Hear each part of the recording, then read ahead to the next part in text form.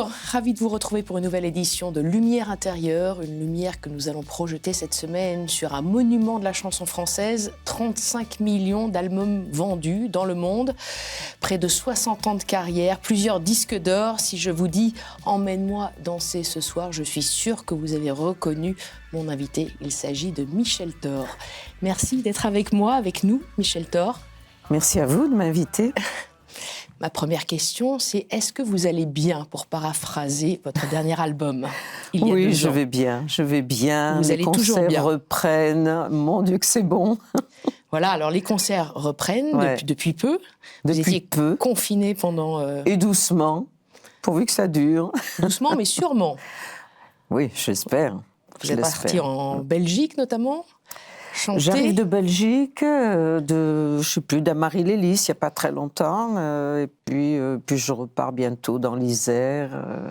Donc plusieurs dates programmées, en décembre, aussi en janvier. Ce retour, ce contact avec le public, il vous a beaucoup manqué, j'imagine, pendant tous ces mois de confinement. Oui, bien sûr, mais comme j'imagine la plupart des gens, hein, quel que soit le métier. Moi, c'est la scène. Et c'est vrai que c'est un drôle de métier. Est-ce que c'est vraiment un métier? On dit c'est le plus beau des métiers du monde.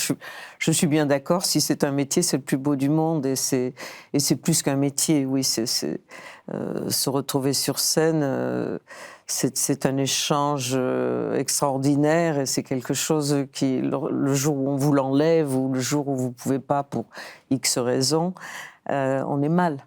C'est ma respiration, j'en ai besoin de cette scène. Oui. Parce que Vital, vous êtes ce qu'on appelle une chanteuse populaire. Est-ce que c'est un mot qui vous plaît? Vous parlez à 3 générations différentes quand même. C'est rare aujourd'hui. C'est un mot qui me plaît beaucoup et que je trouve magnifique, populaire.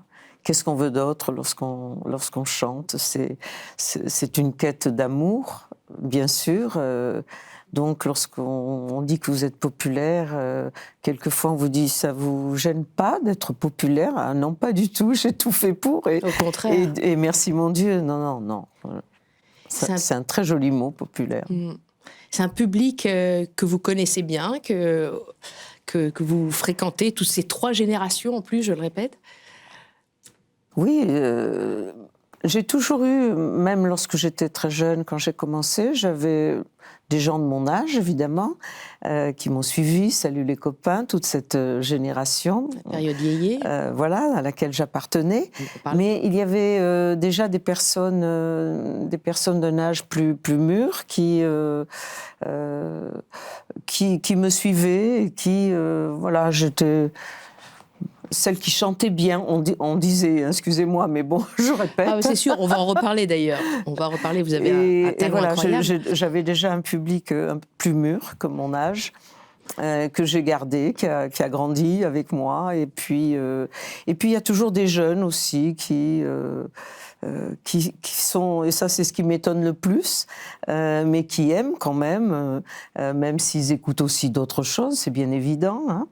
Des sons, des choses qui les font danser et qu'ils apprécient évidemment, mais il y a quand même aussi des jeunes qui écoutent aussi des chansons de ma génération avec des textes qu'on écoutait, des mélodies chantantes, faciles à retenir, à chanter. Et des jeunes avec lesquels vous allez travailler aussi. Bien sûr, mais je travaille qu'avec des jeunes. Des chanteurs de la nouvelle génération, comme on dit. Je travaille qu'avec des jeunes, que ce soit mes musiciens, mon agent, les personnes. Voilà. Et d'ailleurs, je suis vraiment bien avec eux. Oui. Vous êtes resté jeune.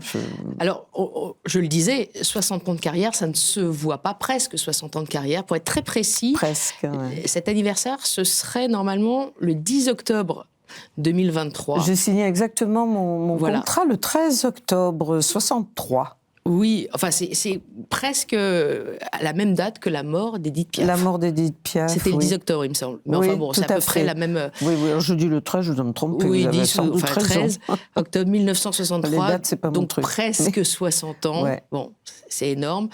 Est-ce que ça aussi, c'est un tour du destin ce premier contrat signé, vous étiez toute jeune, vous aviez quel âge à l'époque? 14 ans? J'avais 16 ans, 16 ans. à peine. Mes parents étaient là et ont signé évidemment pour moi, puisque j'étais mineure. Oui, il y a des dates. Je crois qu'il n'y a pas de hasard. Il y a des choses, des rencontres, des choses que je suis en train de vivre même en ce moment là, ces jours-ci. Je ne vais pas vous raconter peut-être tout ça, mais un peu, oui. Je sais pas. On est là pour ça.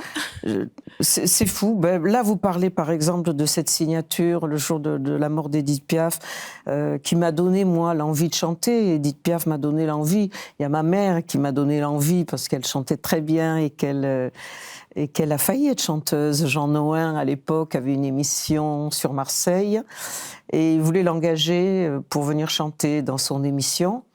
Mais ma grand-mère n'a pas voulu, en disant que c'était pas un métier convenable. Évidemment, lorsque maman a vu que j'avais cette envie, moi, et puis peut-être des possibilités, sans doute, donc elle a tout fait pour m'aider. Et donc, là, ce que je voulais vous dire, c'est qu'il n'y a pas de hasard. Donc, quand j'ai entendu Piaf, je n'aimais que Piaf. Je ne chantais que Piaf. Tout de suite. Donc, toute petite, vous imaginez, un jour, je me suis présentée Mireille, qui avait comment s'appelle son émission. Elle faisait une tournée en province avec le petit conservatoire de la chanson de Mireille. Je m'étais présentée, et là, j'avais 13 ans, je crois. Et je n'aimais que Piaf, je vous dis, donc je monte sur scène. Et elle me dit « Qu'est-ce que vous allez chanter, mon petit ?» avec sa voix haut perchée, comme ça. Et je lui dis « Non, je ne regrette rien. » Et elle me dit « Est-ce que vraiment, à 13 ans déjà, vous ne regrettez rien ? Retournez à votre place. » J'avais été très, très vexée, évidemment. Vous n'aviez pas chanté ? Et je n'ai pas chanté, non, elle n'a pas voulu m'écouter. À 13 ans, non, je ne regrette rien, d'accord. Mais comme j'étais déçue...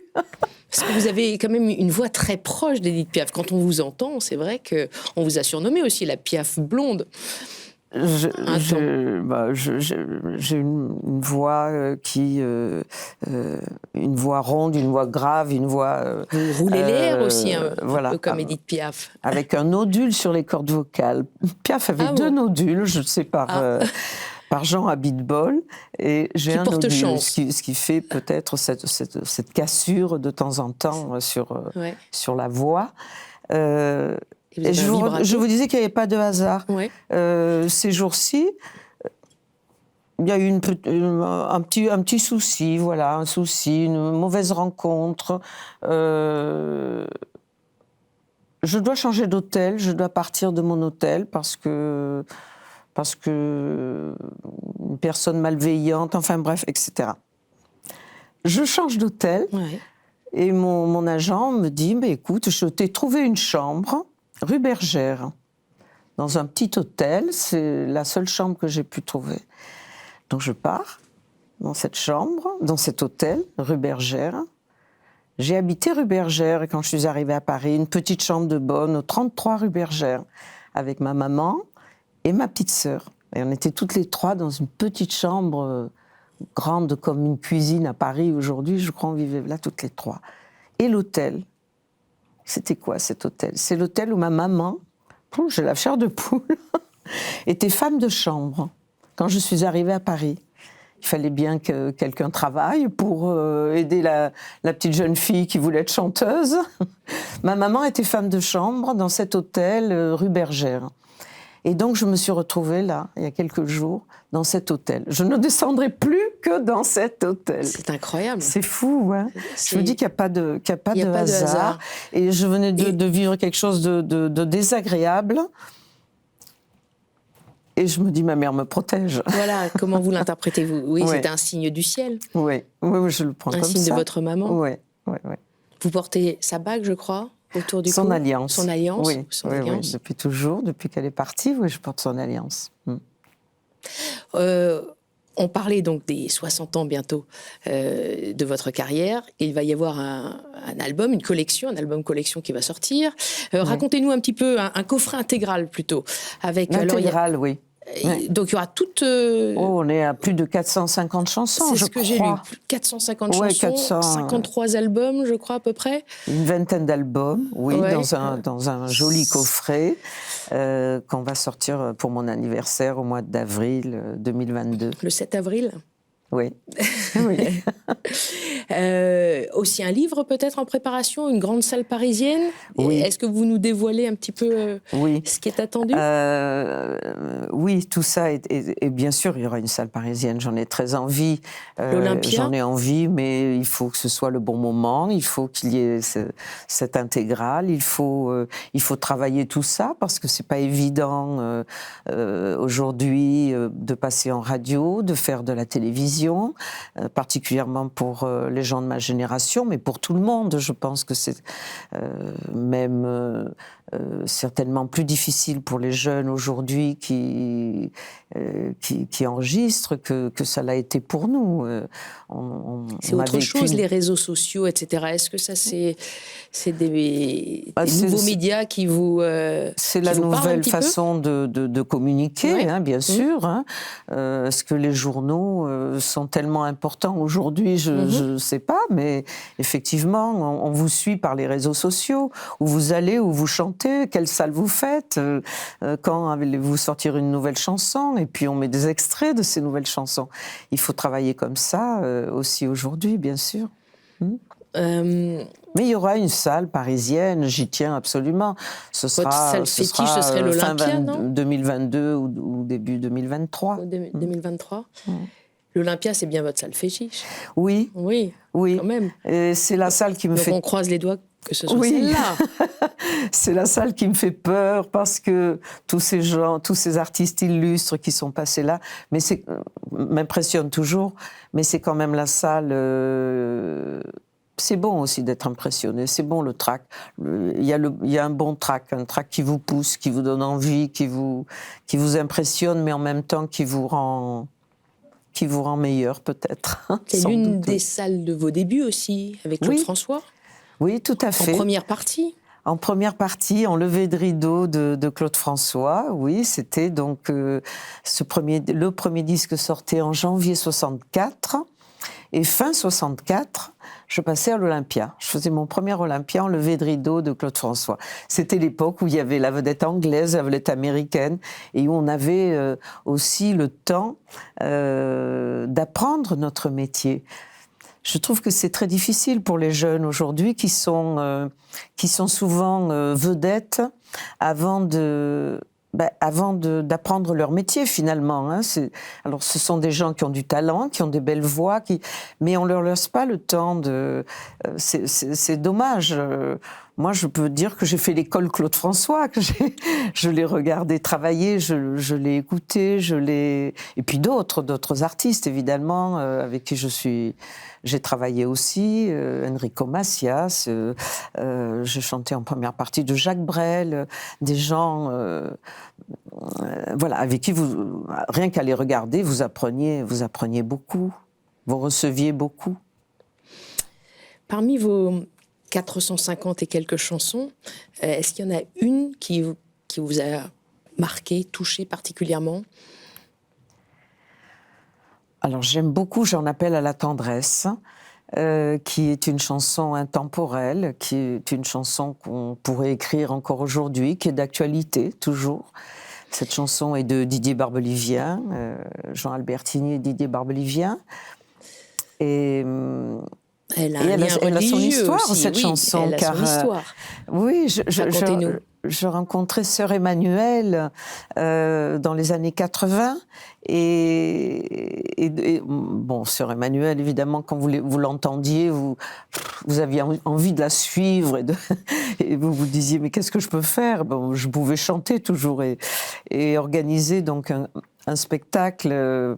J'étais donc la marraine de son opération Orange, et puis organiser des concerts pour les petits chiffonniers du Caire. Et quand j'ai chanté J'en appelle à la tendresse, lors d'un concert, elle est montée sur scène, elle ne se dégonflait pas. Il lui fallait de l'argent, elle y allait. Donc, s'il faut, je vais chanter. Donc, elle chantait J'en appelle à la tendresse avec moi. C'était évidemment un souvenir Et aussi au don. énorme. Ouais. Ouais. On va en reparler de tous ces souvenirs, et il y en a beaucoup. Je vous propose la deuxième partie de cette émission, où je vais m'éclipser. Vous allez rester là, seul. Non. Oui, je vais vous proposer Vous allez me 4 faire mots. Vous inquiétez pas, ça va bien se passer. En général, je chante devant un micro. Ah, peut-être. Non, mais qu'est-ce que je vais faire? 4 mots, l'un après l'autre, et ça sera à vous de nous les éclairer, de nous les commenter. D'accord? D'accord. À tout de On suite. va essayer. Hein. Ouh.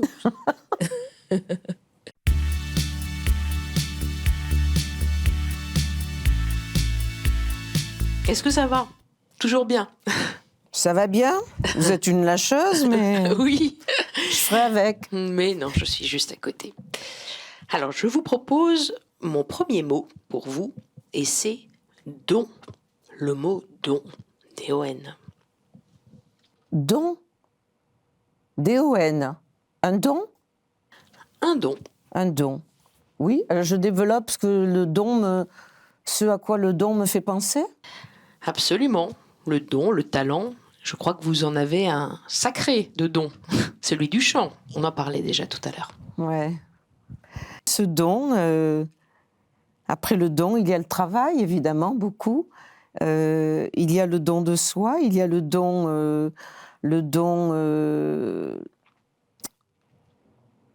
don que chacun reçoit et que chacun peut rendre également. Bon, je sais pas, je suis peut-être un peu floue et voilà, c'est pas mon truc, hein, moi, de trop parler, tout ça. Je suis une taiseuse, comme disait Johnny, mais je vais essayer. Il y a le don qu'on reçoit, il y a le don qu'on va donner, et le don.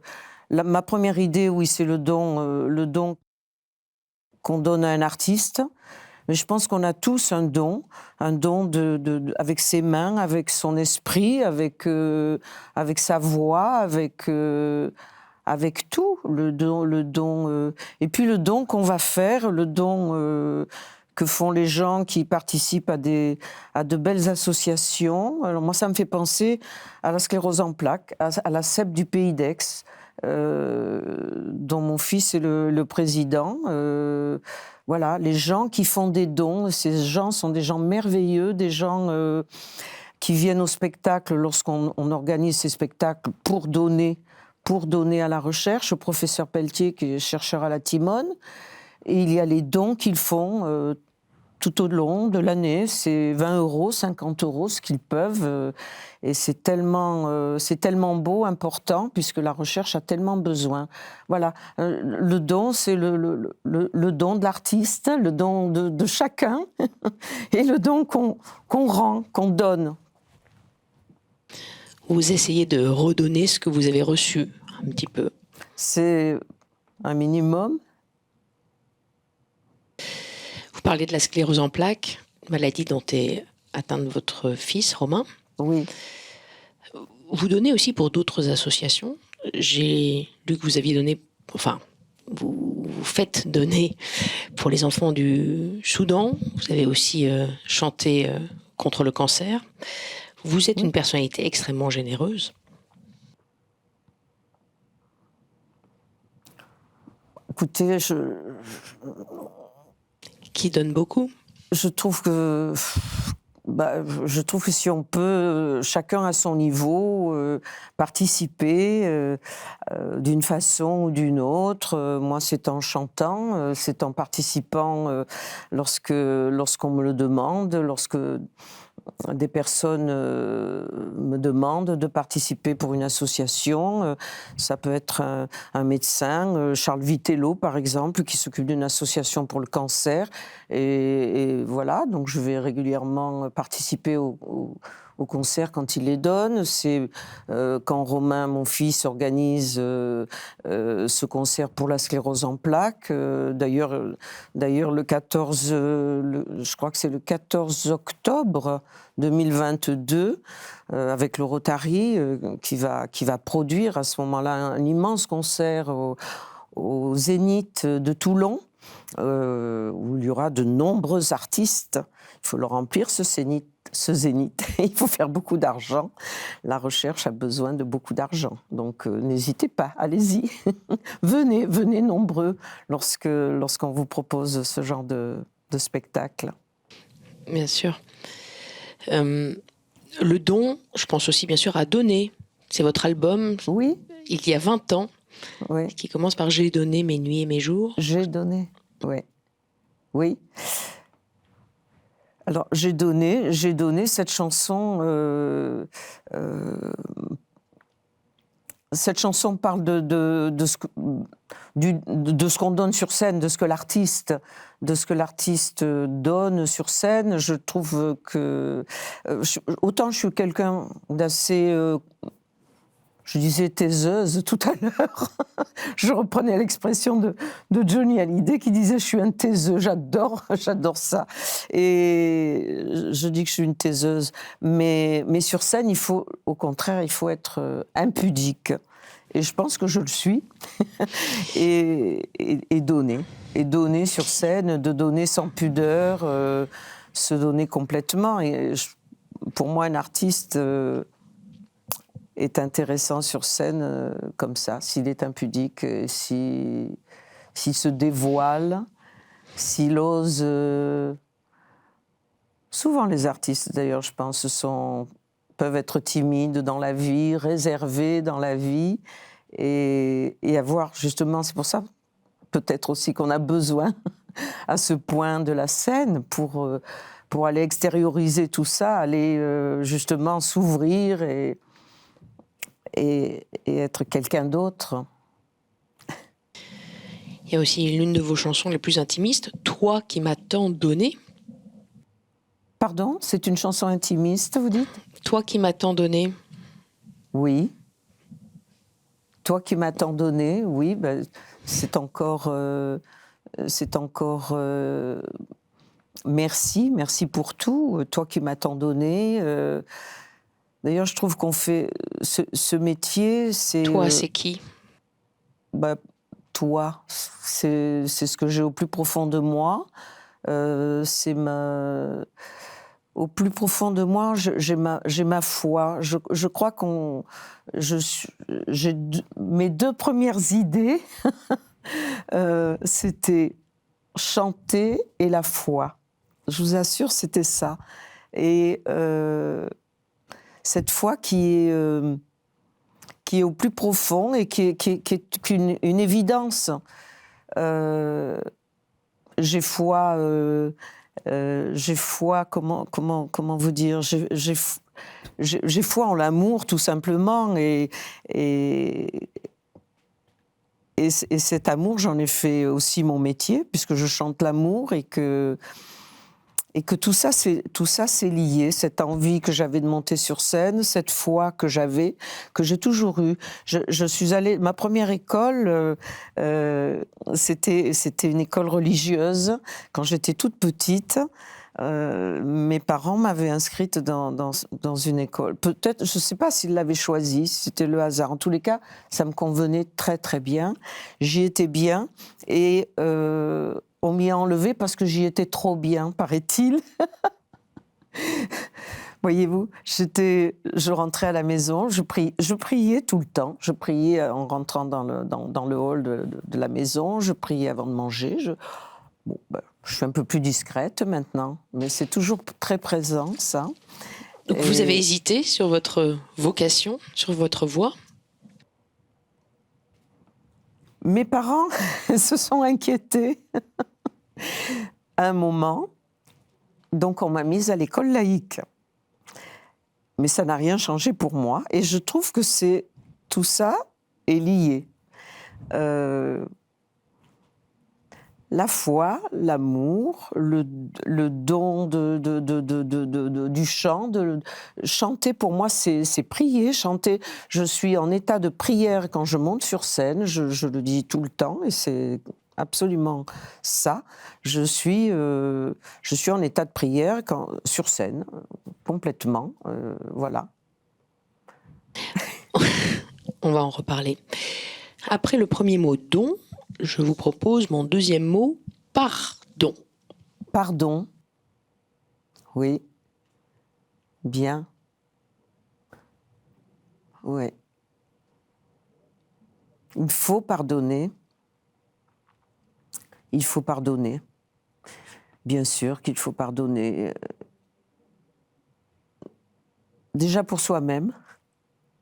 C'est tellement plus doux, c'est tellement plus confortable, je vais dire, plus... Il faut se dégager, il ne faut pas s'empoisonner la vie avec le négatif. Et... Quel est votre rapport à la culpabilité ?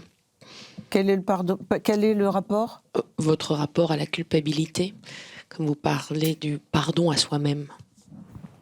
Mon rapport à quoi ? La culpabilité. À la culpabilité ? Mon rapport à la culpabilité ?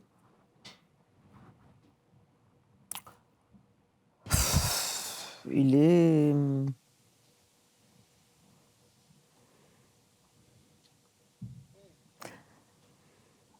Il est au niveau de la mer, la culpabilité. J'ai fait un métier où je partais souvent, où il n'y a pas de regret, mais en même temps, j'aurais dû être là tous les soirs. C'était pas le cas. C'est vrai que vous avez vécu une tragédie.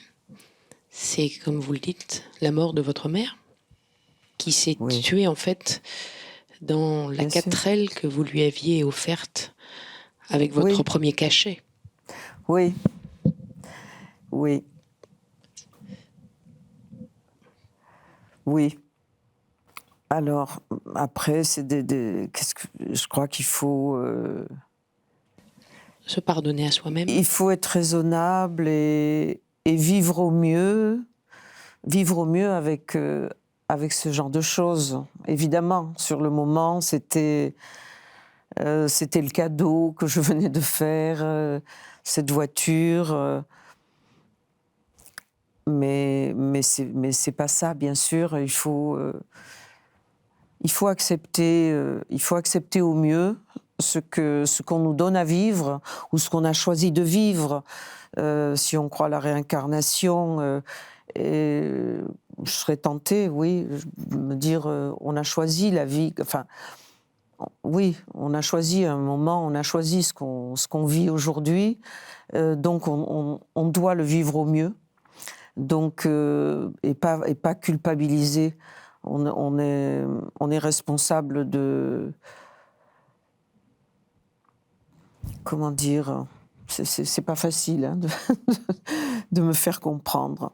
Je crois qu'il faut vivre au mieux avec les épreuves qu'on nous donne à vivre.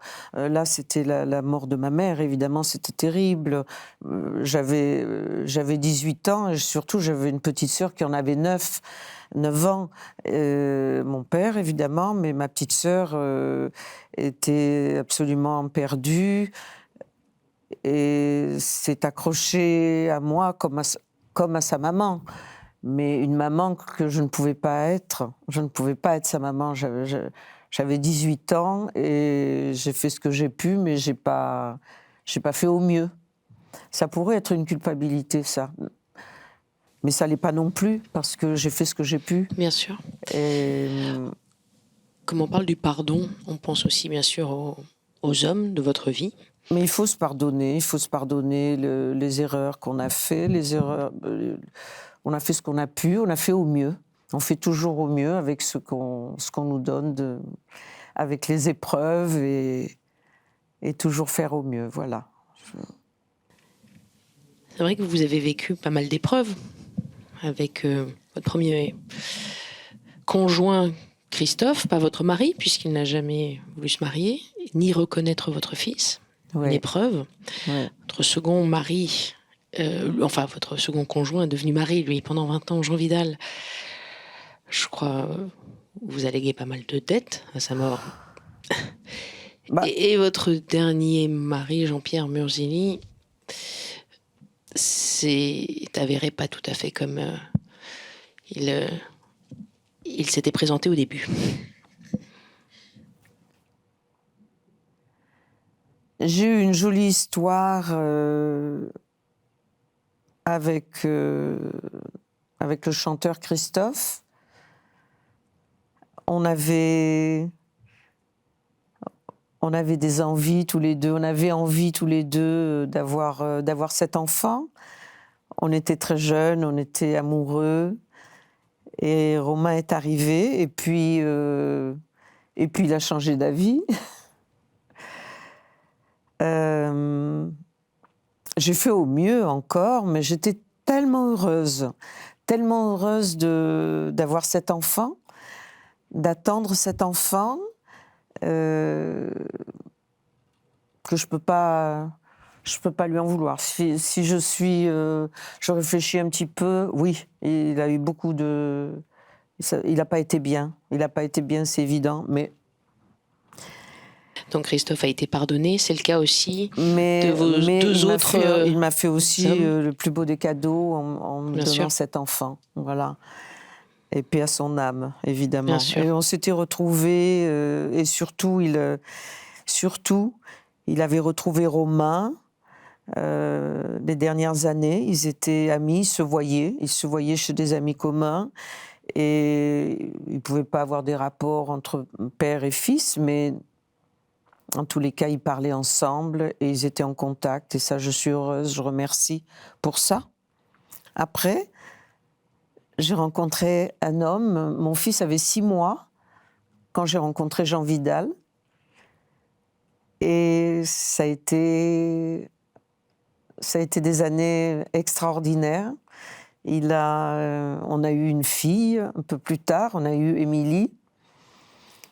Et Romain et Émilie étaient ses enfants, tous les deux. Il a aimé Romain. C'est lui qui a reconnu Romain, en fait. C'est lui qui a reconnu Romain, qui a élevé Romain. C'est le père de Romain. Et puis, le temps a passé, on s'éloigne à des moments, c'est difficile aussi pour un homme de vivre avec une artiste, peut-être. Quelquefois, on dit bonjour à l'artiste, on ne dit pas bonjour à la personne qui est à côté. C'est vrai, ça existe. Et c'est difficile pour un homme. Et puis voilà, donc on s'est perdu. On s'est perdu pendant quelque temps, on s'est séparés, mais on s'est vite retrouvés, heureusement. Et on a passé tous les Noëls ensemble, la fête des papas, voilà. Jean Vidal était toujours dans notre vie, dans ma vie, dans la vie de mes enfants. C'était ma famille. On est toujours, voilà. Il n'est plus là aujourd'hui. Et puis, oui, j'ai épousé après Jean-Pierre Murzili. Et on a eu des moments forts. On a eu des moments... On était béliers tous les deux. Est-ce que ça peut expliquer certaines choses ? Ça n'a pas toujours été facile. Il y a eu de l'amour, de la bagarre, des disputes, beaucoup. Et puis, à un moment, j'ai dû partir. Voilà. On en restera là. Mais on est amis aujourd'hui. Donc je vous dis que je pardonne. Voilà, exactement.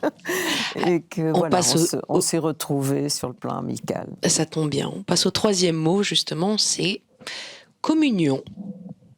Oui. Communion, scène, la scène. Oui, je reviens à la scène parce que c'est ça, on est en communion avec le public. Monter sur scène, c'est ça, c'est pour partager. C'est un moment vraiment de communion. Je suis en état de prière sur scène et c'est ce qui est magnifique dans ce métier. C'est que vraiment, c'est plus qu'un métier. Alors le métier, ça va être peut-être vous répondre là, en ce moment, même si c'est très agréable de répondre à vos questions et qui sont, c'est des questions auxquelles j'ai pas l'habitude de répondre en général en interview. Est-ce que c'est si agréable que ça? Bon oui, finalement, je me sens bien. Hein. Tant mieux, tant mieux. Vous êtes plutôt une introvertie? Finalement.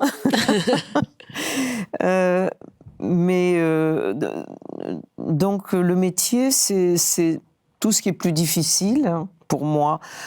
C'est faire des émissions, c'est faire la promotion, c'est paraître. Un jour, Claude François m'a dit lorsque tu ouvres la porte de ta chambre le matin pour prendre ton petit déjeuner, dis-toi bien, il était très excessif, Claude, hein. Dis-toi bien que tu fais déjà ton métier. Et j'ai retenu ça. Ça va mieux, hein, je me suis calmée. Il m'arrive d'ouvrir à la fin de chambre avec les bigoudis sur la tête aujourd'hui. Hein. D'ailleurs, je suis arrivée tout à l'heure prête avec les bigoudis sur la tête, le foulard et les bigoudis. C'est vrai, vous êtes très franche. Ce que je n'aurais jamais fait il y a 20 ans, 30 ans. Je suivais les conseils de Claude François. Quand tu ouvres la porte de ta chambre pour prendre ton petit déjeuner, tu fais déjà ton métier. Donc tu dois être maquillée. Paraître. Habillée, impeccable. Paraître plutôt qu'être. J'ai pensé à ça longtemps. Je suis beaucoup plus décontractée aujourd'hui. Pourquoi je vous dis tout ça, je ne sais plus. C'est bien. Quoi votre mot, votre question? C'était communion. Pas confession, mais on y est presque. Comme ce sont aussi des termes bien sûr religieux, communion, on pense à la première communion de votre fils. Oui. Et puis on pense aussi à cette tournée des églises. De ma fille, oui, bien sûr. De mes petits-enfants. Mais on se souvient de cette photo à l'époque, de la communion de votre fils. Ah oui. Et puis ce rapport à la foi, la religion, à l'Église catholique, il y a aussi cette tournée des églises en 2016. Là aussi, il y a une communion encore plus particulière. Oui. Oui. Alors, cette tournée des églises, c'était un tour adapté aussi. Hein. Il y avait certaines chansons qui passaient moins bien, donc j'avais fait un tour adapté avec. Puis on était peu sur scène. Des chansons que j'ai d'ailleurs emprunté à d'autres artistes aussi, comme Mon Ange qui a été créé, c'est une chanson de Bruno Cocatrix, Mon Ange, qui a été créée par Léo Marjane il y a longtemps.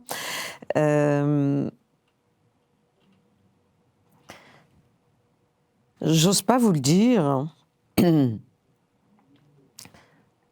que j'aime rentrer dans une église pour me recueillir, pour assister à la messe.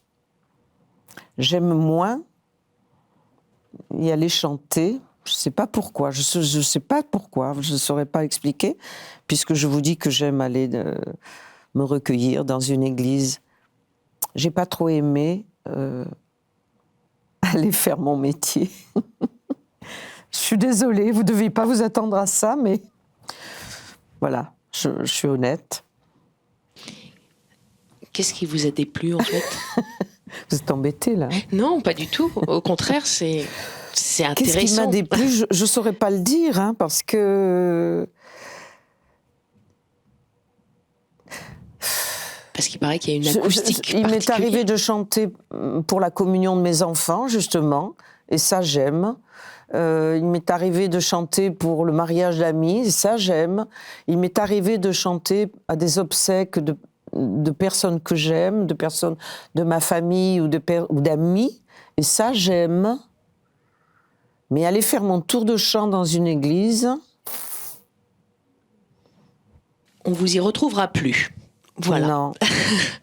On passe au 4e mot, ça tombe bien. Prière. Prière. Prière. Prière. Chanter, c'est prier. Chanter, c'est prier, absolument. 2 fois, selon saint Augustin. Absolument, chanter, c'est prier, oui, je le revendique complètement, je le pense tout à fait, oui. Et puis la prière, elle est très présente et très souvent. J'ai pas besoin non plus d'aller dans un lieu particulier non plus pour prier. Je prie dans le silence quand j'en éprouve le besoin, à n'importe quel moment en fait de la journée. Vous priez beaucoup ? Oui, oui, oui. Je remercie beaucoup. Je remercie tous les soirs. Je remercie tous les matins pour ce que je vais vivre, Vous rendez grâce. pour la belle journée que je vais vivre. Je remercie pour une rencontre que j'ai faite. Je prie et je remercie très souvent. Mais je suis sur scène aussi, c'est aussi la prière, hein, sur scène. Plus que dans l'église, finalement. Comment ? Plus que dans l'église, finalement. Oui. Ah oui, plus que dans l'église, absolument. Oui, oui, oui, oui. La prière, elle est présente tout le temps. Je vous dis, dans la rencontre, dans le remerciement, dans la peur de quelque chose aussi. C'est moins bien, mais bon, ça m'arrive. Hein. Aidez-moi, Seigneur. Venez-moi en aide, j'ai besoin de vous. Je demande beaucoup aussi. Et il vous écoute ? Oui. Oui. Oui, oui, oui. Il m'écoute. Il me donne pas toujours ce que j'ai demandé, mais s'il me l'a pas donné, il avait raison. C'est le Seigneur que vous appelez à l'aide ou C'est Sainte le Marie Seigneur, ou oui. d'autres saints, d'autres anges ou le Je Père parle au Seigneur directement. directement. Vous chantez Je aussi. parle à la Vierge aussi, je parle à Marie aussi. Vous chantez aussi le Notre Père. Oui, oui, oui. C'est Didier Barbelivien qui a écrit aussi une musique sur la prière Notre Père. Vous l'avez chanté sur scène ? Je l'ai chanté sur scène, oui. Vous pouvez le chanter un petit peu pour nous, dans Lumière intérieure ? Oui. Si vous le voulez bien. Notre Père, qui es aux cieux, que ton nom soit sanctifié, que ton règne vienne, que ta volonté soit faite sur la terre comme au ciel. Donne-nous aujourd'hui notre pain de ce jour. Pardonne-nous nos offenses, comme nous pardonnons aussi à ceux qui nous ont offensés. Et ne nous soumets pas à la tentation, mais délivre-nous du mal. Car c'est à toi qu'appartiennent le règne, la puissance et la gloire pour les siècles des siècles. Ainsi soit-il, ainsi soit-il, ainsi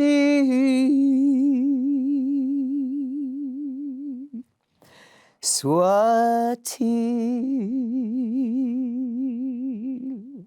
Voilà, l'intention y était. Bravo, bravo. Merci beaucoup pour ce partage. Je reviens tout de suite auprès de vous. Merci Michel. Merci Marie. À tout de suite.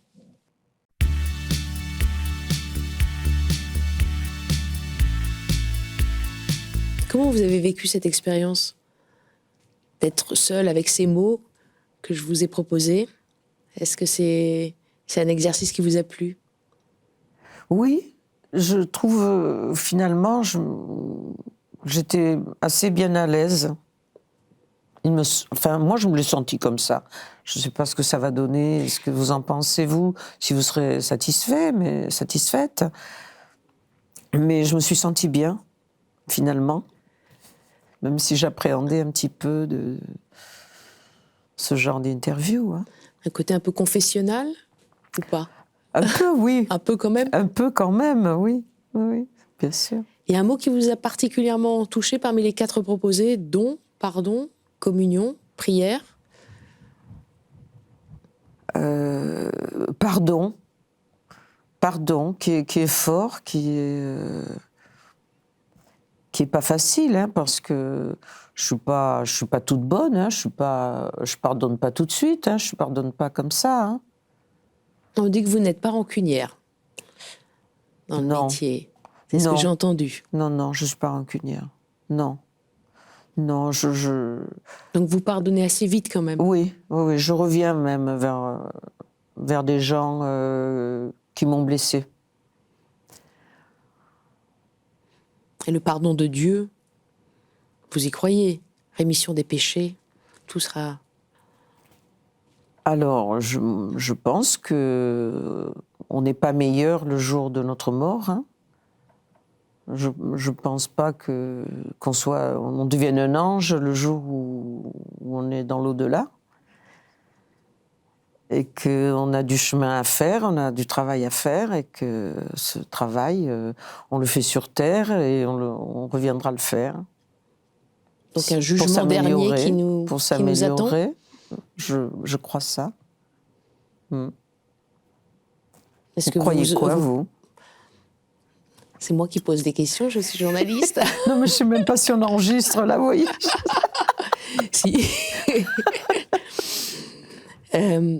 C'est vrai, cette période qui nous attend tous, vous y pensez? Comment vous l'envisagez?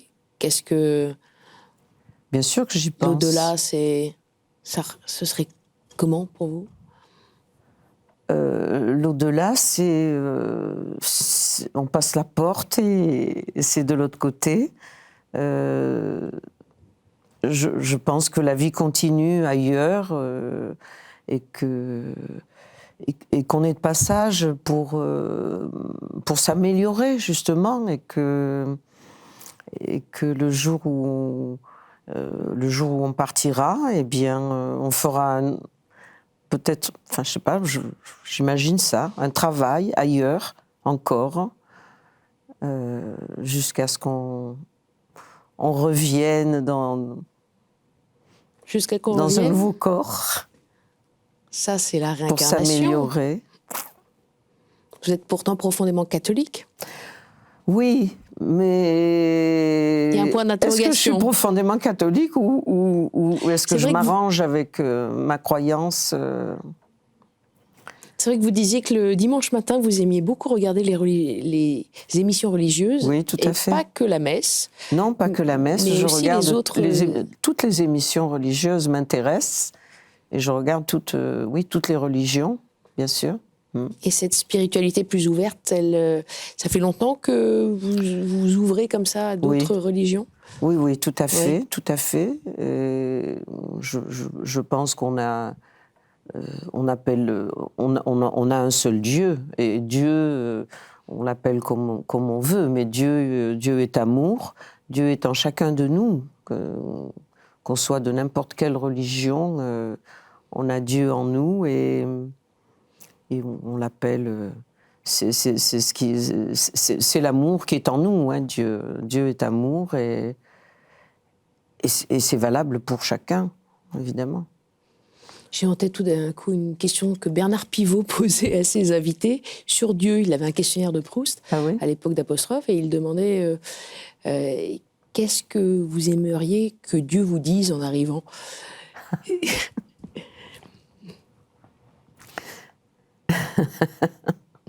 Bienvenue, t'as du boulot encore. Qu'est-ce qu'il va me dire?